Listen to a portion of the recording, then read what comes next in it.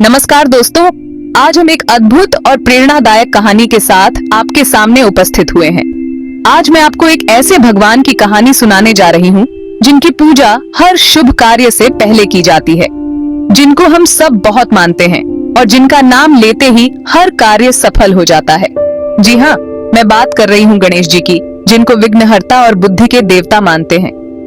गणेश जी को विघ्नहर्ता कहा जाता है क्योंकि वे सभी बाधाओं को दूर करते हैं, और बुद्धि के देवता इसीलिए क्योंकि वे ज्ञान और विवेक के प्रतीक हैं। गणेश जी शिव और पार्वती के बेटे हैं। उनकी कहानी बहुत ही रोचक और प्रेरणादायक है। उनका हाथी जैसा सिर और बड़ा सा पेट उन्हें सब देवताओं से अलग दिखाता है। उनके इस रूप के पीछे एक अद्भुत कहानी छुपी है। लेकिन क्या आप जानते हैं कि गणेश जी का सर हाथी का क्यों है? इसके पीछे एक बहुत ही मजेदार और शिक्षाप्रद कहानी है।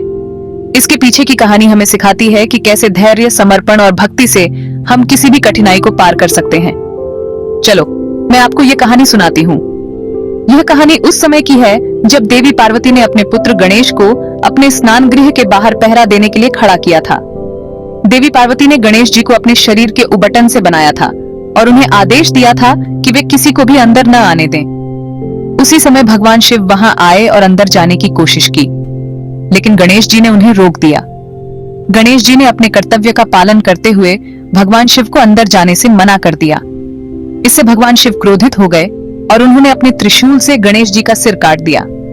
जब देवी पार्वती को यह पता चला तो वे बहुत दुखी हुई और भगवान शिव से अपने पुत्र को पुनर्जीवित करने की प्रार्थना की। भगवान शिव ने गणेश जी के लिए एक हाथी का सिर लाकर उसे उनके शरीर पर लगा दिया और इस प्रकार गणेश जी को नया जीवन मिला। इस प्रकार गणेश जी का हाथी जैसा सिर और बड़ा सा पेट उन्हें सब देवताओं से अलग दिखाता है। ये कहानी हमें सिखाती है कि कैसे धैर्य, समर्पण और भक्ति से हम किसी भी कठिनाई को पार कर सकते हैं। गणेश चतुर्थी के समय लोग गणेश जी की पूजा करते हैं और उनके जन्मदिन को बड़े धूमधाम से मनाते हैं। यह पर्व हमें गणेश जी की शिक्षाओं और उनके आदर्शों को याद दिलाता है। गणेश जी की मूर्तियों को बड़े ही प्रेम और श्रद्धा से बनाया जाता है और उनकी पूजा की जाती है। उनकी मूर्तियों को घरों और मंदिरों में स्थापित किया जाता है। गणेश जी को मोदक बहुत प्रिय हैं और उनकी पूजा के समय उन्हें मोदक का भोग लगाया जाता है। ये मिठाई गणेश जी की प्रिय मानी जाती है। तो दोस्तों, यह थी गणेश जी की कहानी। हमें उम्मीद है कि आपको यह कहानी पसंद आई होगी और इससे आपको प्रेरणा मिली होगी। गणेश जी की कृपा आप सभी पर बनी रहे। धन्यवाद। अगले अध्याय में हम और भी रोचक कहानियां लेकर आएंगे। तब तक के लिए गणेश जी का आशीर्वाद आप सभी पर बना रहे। एक दिन देवी पार्वती नहाने जा रही थीं।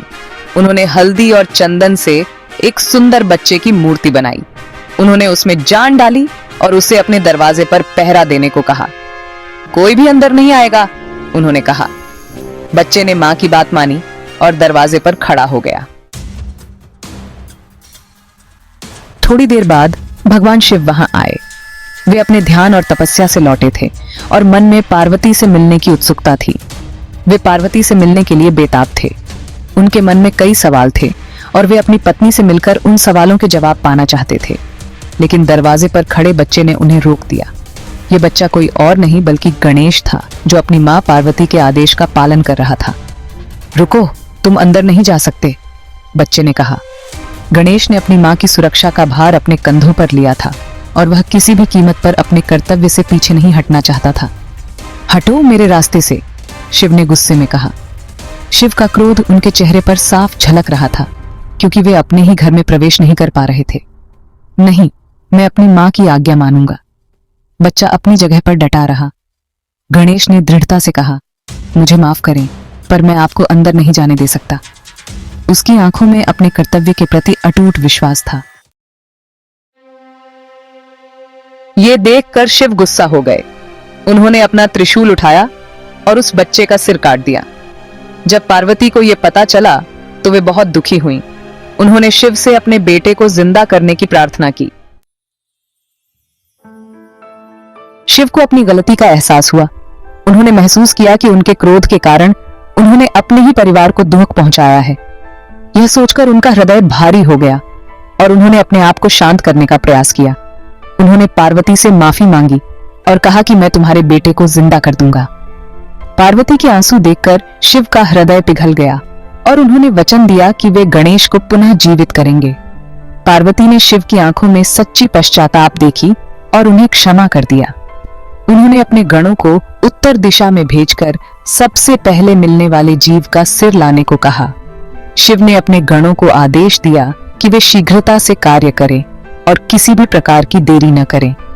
गणों ने शिव के आदेश का पालन करते हुए तुरंत उत्तर दिशा की ओर प्रस्थान किया। गणों को एक हाथी का बच्चा मिला। वे जंगल में घूमते हुए एक नन्हे हाथी के बच्चे से मिले जो अपनी मां से बिछड़ गया था। गणों ने सोचा कि यही वह जीव है जिसे शिव ने लाने का आदेश दिया था। उन्होंने उसका सिर काटकर शिव के पास ले आए। गणों ने हाथी के बच्चे का सिर काटकर शिव के पास लाया और शिव ने उसे गणेश के धड़ पर स्थापित किया। इस प्रकार गणेश को नया जीवन मिला और वे गजानन के रूप में पूजनीय हो गए। शिव ने हाथी के बच्चे का सिर उस बच्चे के धड़ से जोड़ दिया। इस तरह गणेश जी का जन्म हुआ।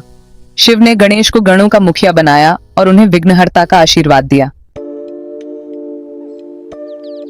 गणेश जी की कहानी हमें सिखाती है कि हमें हमेशा अपने माता पिता की बात माननी चाहिए। ये भी सिखाती है कि गुस्से में कभी भी कोई बड़ा फैसला नहीं लेना चाहिए। गणेश जी की कहानी हमें यह भी बताती है कि जिंदगी में कभी भी निराश नहीं होना चाहिए। गणेश जी ने अपने अलग रूप को अपनी ताकत बनाया और सबके दिलों में जगह बनाई। तो दोस्तों, ये थी गणेश जी और उनके हाथी वाले सर की कहानी। मुझे उम्मीद है कि यह कहानी आपको पसंद आई होगी और आप इससे कुछ न कुछ जरूर सीखेंगे। धन्यवाद।